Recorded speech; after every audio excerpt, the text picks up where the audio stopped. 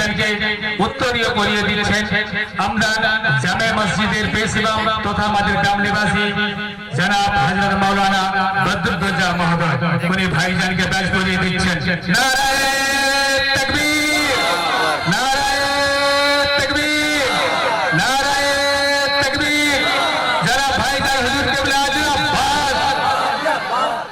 এখন আমাদের জলসা কমিটির পক্ষ থেকে তথা আমাদের গ্রাম এবং আপনাদের পক্ষ থেকে সম্মানিত ভাইজানকে স্মারক করে দিচ্ছেন আমাদের গ্রামের জামে মসজিদের পেশ ইমাম জনাব শেখ হারুন রশিদ।